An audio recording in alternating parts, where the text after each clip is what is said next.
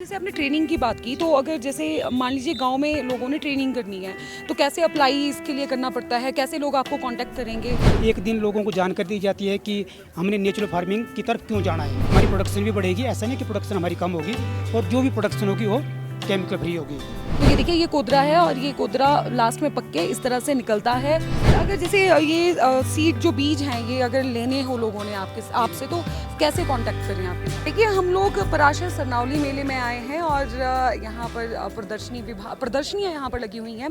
तो यहाँ पर बड़ी इंटरेस्टिंग है, मुझे प्रदर्शनी मिली है। देखिए, आजकल क्या है, आजकल लोग जो हैं वो केमिकल की तरफ, केमिकल का यूज़ करके खेती ज़्यादा करते हैं। जैसे अगर हम मान लीजिए खाद है, वो भी हम केमिकल युक्त यूज़ करते हैं, या हमने कीटनाशक यूज़ करना है, वो भी केमिकल युक्त होता है। और भी बहुत सारी ऐसी चीज़ें हैं जो हम केमिकल युक्त यूज़ करते हैं। और लेकिन चलिए, कीड़े तो उससे मर जाते हैं या घास उससे ख़त्म हो जाता है, लेकिन जो उसके साइड इफ़ेक्ट हैं वो बहुत ज़्यादा हैं। तो अभी मैं आपको बताऊं, एग्रीकल्चर डिपार्टमेंट के स्टॉल में मैं हूं और मेरे साथ योगराज जी हैं, और इनके बारे में आपको बता दूं, ये डिप्टी प्रोजेक्ट डायरेक्टर हैं आत्मा के। आत्मा एक प्रोजेक्ट है एग्रीकल्चर का, और इस प्रोजेक्ट के अंतर्गत मैं आपको बता दूं, ये मोटिवेट करते हैं लोगों को नेचुरल और ऑर्गेनिक फार्मिंग की तरफ, और साथ ही साथ ये मोटे अनाज के बारे में भी लोगों को जानकारी देते हैं। और कैसे ये देखिए, गोबर और गौमूत्र से जो दवाइयाँ, जो मतलब छिड़काव के लिए जो कीटनाशक हैं वो बनाते हैं, वो सारी जानकारी हम इसमें आपको देंगे। और कैसे आप इस प्रोजेक्ट के लिए अप्लाई कर सकते हैं सीखने के लिए, वो सारी तमाम जानकारी हम योगराज जी से लेंगे। सर, आपका बहुत बहुत शुक्रिया हमें समय देने के लिए। और सबसे पहले तो मैं आपसे यही बात करना चाहूँगी कि देखिए, आजकल जैसे लोग हैं सर, वो केमिकल युक्त चीज़ों को ज़्यादा यूज़ करते हैं। और पहले जैसे हमारे बुजुर्ग लोग होते थे, वो उनका रहता था कि भाई पहले का जो अनाज होता था, मोटा अनाज खाते थे या ऑर्गेनिक चीज़ें खाते थे, घर की खाद होती थी, तो वो वैसे हष्ट पुष्ट भी होते थे। लेकिन आजकल छोटे छोटे बच्चों में भी बीमारियां बहुत हैं। तो ये जो केमिकल युक्त जो चीज़ें होती हैं, इनके क्या क्या मतलब साइड इफ़ेक्ट रहते हैं? इसके में साइड इफेक्ट बहुत ज़्यादा हैं। जैसे आजकल हम हॉस्पिटल में देख रहे हैं, इतनी ज़्यादा लाइनें लगी हुई हैं, ये ड्यू टू केमिकल।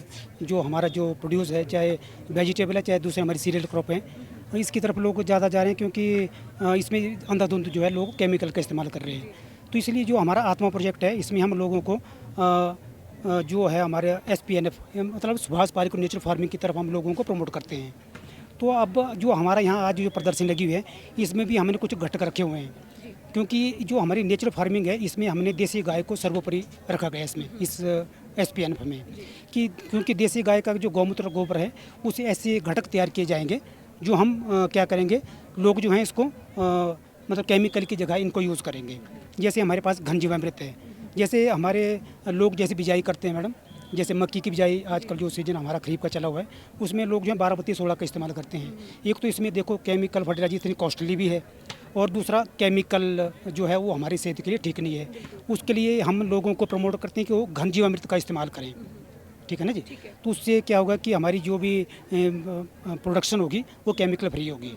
इसलिए हम लोगों को प्रमोट करते हैं, और हमारा जो पंचायत लेवल पे और गांव लेवल पे हम ट्रेनिंग भी कराते हैं लोगों को। अच्छा सर, जैसे आपने ट्रेनिंग की बात की, तो अगर जैसे मान लीजिए गांव में लोगों ने ट्रेनिंग करनी है, तो कैसे अप्लाई इसके लिए करना पड़ता है? कैसे लोग आपको कांटेक्ट करेंगे? और बाकी जैसे आपने मोटे अनाज भी रखे हैं, इसके बीज उनको कहाँ से मिलेंगे? मैम, जैसे आपने ट्रेनिंग की बात की, तो इसमें लोगों को अलग से अप्लाई करने की कोई ज़रूरत नहीं है। इसमें ऐसा होता है कि हमारा ब्लॉक लेवल में, जैसे हमारे डिस्ट्रिक्ट मंडी में 14 ब्लॉक हैं। जैसे आज ये हमारा जो प्रासर जहाँ हम हैं अभी, ये हमारा सदर ब्लॉक में पड़ा। तो हमारी एक ब्लॉक में 3 लोग हैं, एक BTM है, 2 ATM है। ये इनके पास, जैसे हमारे पास सदर में जितने भी पंचायतें हैं, 54 हैं शायद, मेरे को लगता है, तो इन्होंने डिवाइड किए हैं। तो पंचायत लेवल पे ये जाते हैं लोग, और गांव लेवल पे भी ये ट्रेनिंग कराते हैं लोगों को। 2 दिवसीय हमारी ट्रेनिंग होती है नेचुरल फार्मिंग के ऊपर। एक दिन लोगों को जानकारी दी जाती है कि हमने नेचुरल फार्मिंग की तरफ क्यों जाना है, क्योंकि आजकल नेचुरल फार्मिंग की तरफ हमें जाने की ज़रूरत है, मेरे को लगता है। और दूसरा जो सेकंड डे होता है, उसमें हम जो हमारे घटक हैं, क्योंकि इन घटकों को हम इस्तेमाल करेंगे अपने जो भी हम पैदावार लेते हैं, उससे हमारी प्रोडक्शन भी बढ़ेगी। ऐसा नहीं कि प्रोडक्शन हमारी कम होगी, और जो भी प्रोडक्शन होगी वो केमिकल फ्री होगी। तो लोगों को ट्रेनिंग दी जाती है, और उसमें मिनिमम 30 लोगों का होना उसमें ज़रूरी है, क्योंकि 2 दिवसीय ट्रेनिंग होगी। एक दिन तो इनको बताया जाता है कि इसकी क्या क्या हमारे लाइफ में इसके बेनिफिट हैं। दूसरे दिन इनको प्रैक्टिकली तरीके से उनको बताया जाता है कि आपने ऐसे ऐसे घटक जो है तैयार करने हैं, और कैसे हमने अपने खेतों में इनको इस्तेमाल करना। अच्छा, जैसे सर आपने कहा कि मिनिमम 30 लोगों की ज़रूरत है, यानी कि जैसे मान लीजिए गांव में 30 लोग आपके पास इकट्ठा होकर आते हैं या 30 से ज़्यादा लोग आपके पास इकट्ठा होकर आते हैं और कहते हैं कि हमें इस घटकों की जानकारी चाहिए, नेचुरल फार्मिंग की जानकारी चाहिए, तो आप सिर्फ उन लोगों के कहने पर वहाँ पर ट्रेनिंग देने चले जाते हैं? बिल्कुल मैम, ऐसा कोई ऐसी कंडीशन नहीं है कि 30 लोग ही हैं, कम भी हो सकते हैं, तब भी हम लोग उनको ट्रेनिंग देते हैं। कई बार लोग ज़्यादा भी हो जाते हैं, तो ऐसा कोई ऐसी नहीं है हमारे पास कि लोग उसमें कि हमारे पास मिनिमम 30 लोग ही होने चाहिए या कोई ज़्यादा लोग हो जाएं, तभी ऐसा ट्रेनिंग का कुछ नहीं है। बाकी मैडम आपने जो मोटे अनाज की बात की ना जी, मोटे अनाज अब लोग, मेरे को लगता है कि इस साल भी काफ़ी लोग जो हैं मोटे अनाज की तरफ जा रहे हैं, क्योंकि हमने लोगों को काफ़ी प्रमोट किया। क्योंकि जो हमारे मोटे अनाज हैं, अभी देखो पिछला जो हमारा ईयर था 2023, इस मिलेट्स ईयर घोषित किया था, तो हमने लोगों को काफ़ी प्रमोट किया और लोग इसकी तरफ आ भी रहे हैं, क्योंकि इसके बहुत ज़्यादा बेनिफिट है हमारी लाइफ में। क्योंकि इसमें मोटे अनाज हमारी सेहत के लिए, क्योंकि इसमें कार्बोहाइड्रेट और फाइबर वगैरह कुछ ऐसी चीज़ें हैं जो हमारी सेहत के लिए बहुत लाभदायक हैं, और लोगों को इसका पता लग गया कि वाकई मोटा अनाज जो है हमें लगाना चाहिए। और मैं आपको बताऊं, देखिए यहाँ पे प्रदर्शनी में देखिए आप कोदरा आपको दिखाएंगे, देखो कोदरा इन्होंने यहाँ पे रखा है। हाँ जी। और बाकी इसकी देखिए कहा जाता है कि कोदरे की जो तासीर होती है वो ठंडी होती है, और बहुत अच्छी अनाज है ये। कोदरे का आटा जो है वो यूज़ किया जाता है, कई बीमारियों में कोदरे का यूज़ किया जाता है। और ये देखिए ये मसूर है, ये साबुत मसूर है सर जी मैम, ये साबुत मसूर है। और ये देखिए ये जवार भी यहाँ पे रखे हुए हैं, और ये कंगनी है, फॉक्सटेल मिलेट जिसको बोलते हैं, और यहाँ भी हमने डिस्प्ले भी किया हुआ ना जी। हाँ जी, हाँ जी, हाँ जी। तो ये मोटे अनाज ऐसे लगती है, ये जो कंगनी इन्होंने बताई फॉक्सटेल इसको कहा जाता है, और अगर इसके जो दाने हैं वो निकाले जाते हैं तो वो आपको इस तरह से दिखेंगे। ये देखिए कोदरा है ना जी, ये बंच में लगे वैसे ना कोदरा। जी, हाँ जी, हाँ जी।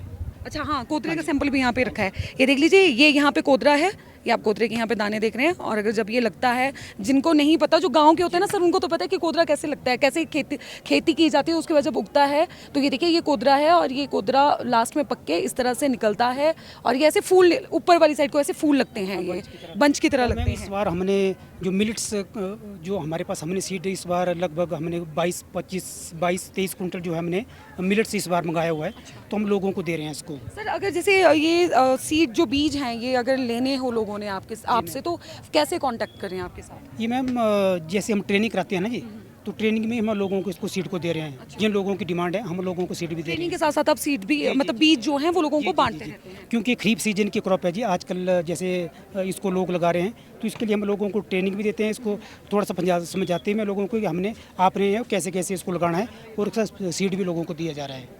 और सर मैं कहूँगी कि बहुत ही अच्छा प्रोजेक्ट है, आत्मा प्रोजेक्ट, जिसके अंतर्गत देखिए आप लोगों को बताया जा रहा है कि आप नेचुरल फार्मिंग कैसे कर सकते हैं, और आपको कैसे कीटनाशकों से दूर रहना, कैसे खादों से दूर रह के आपको बिना, मैं कहूँगी बिना दवाइयों वाला और बिना खाद वाली जो खेतियाँ आप कर सकते हैं। तो आपको अगर ये सारी जानकारी अगर आपने लेनी है तो आप एग्रीकल्चर डिपार्टमेंट के आत्मा प्रोजेक्ट के ये प्रोजेक्ट अपने सर डिप्टी प्रोजेक्ट डायरेक्टर हैं योगराज जी, आप इनके साथ कांटेक्ट कर सकते हैं। सर आप मंडी में ही बैठते हैं? जी मैम, मंडी तो खलियार में, तो खलियार में आप जाके इनसे मिल सकते हैं, जानकारी ले सकते हैं। और अगर आप गांव के हैं और अगर आपको ये सारी जानकारी लेनी है तो आप अपना एक 25-30 लोगों का ग्रुप बनाकर इनसे मिलिए और ट्रेनिंग लीजिए। भाई बहुत अच्छी चीज़ें आपको सीखने के लिए मिलेंगी, घटक बनाने के लिए मिलेंगे, और आप नेचुरल फार्मिंग कर सकते हैं, बिना खाद वाली और बिना बीमारी वाली सब्जियाँ और भी अनाज उगा सकते हैं। बहुत बहुत शुक्रिया इस रिपोर्ट को देखने के लिए, और ज़्यादा से ज़्यादा ज़रूर शेयर कीजिएगा।